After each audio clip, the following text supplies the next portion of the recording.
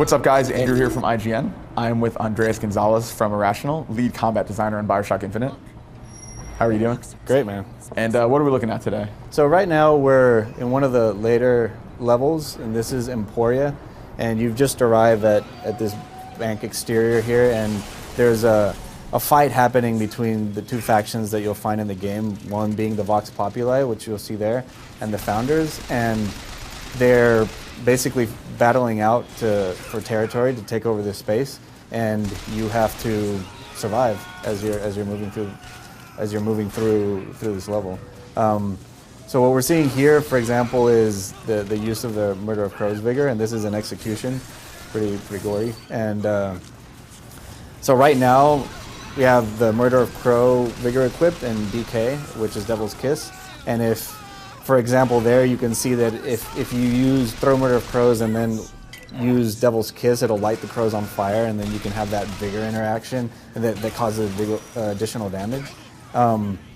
Here we're switching out to Rocket Launcher, which is one of our ranged weapons, and well, now that we're jumping on the Skyline, it'll give me an opportunity to sort of talk about this, which the Skylines are great in these kind of spaces because they add a lot of mobility and they open up a lot of tactical options for the player. You can, basically come up here and hunker down in this upper area and bring enemies towards you, set up traps, and as enemies will follow you on the Skylines, they can, fall into your traps and you'll cause damage. And as you're using your Vigors, as you saw there, you'll run low on salts, and Elizabeth will throw you additional salts or ammo or health or whatever it is that you might need in that moment.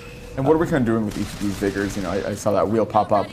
What do we have equipped here, and what? Right. So right now, what we have equipped is Undertow. This is a Vigor that allows you to. So each Vigor has basically two ways of firing it. If you tap it, it'll basically push a guy in front of you. So if you have an enemy near you, you'll just push them away. And if you hold down the Vigor, it'll basically pull an enemy towards you that's far away. So you can bring guys closer and melee execute them or whatever. You can pick them off one by one. And the other Vigor we have equipped here is Devil's Kiss, which that's a fire Vigor basically. And if the regular fire is you'll lob like a ball of fire basically. It's kind of like a grenade. And if you use the trap version, you can set down an actual Devil's Kiss trap, and if an enemy will run through it or whatever, they'll catch fire. So each Vigor has that dual functionality. And what you see there on the lower left-hand corner in the HUD is the two Vigors that you have active, so you can quick swap between those two. And at any moment, if you hold the same button that you use for quick swapping, you can bring up the Vigor wheel and then choose whichever active Vigors you want, like this one being Charge, which allows you to, at a distance, target an enemy and sort of charge towards them, and it's like a high-impact melee hit. Very cool. Yeah.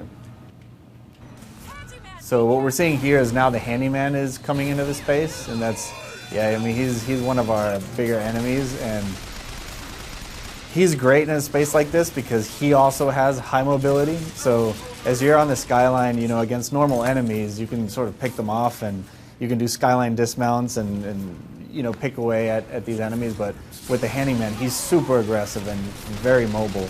So he'll keep you on your toes as you're moving around the space. Right now we're seeing the use of traps, which basically that's an oil slick, and if you throw Devil's Kiss on it, then it becomes like a fire trap, and any enemy that runs through it will catch fire.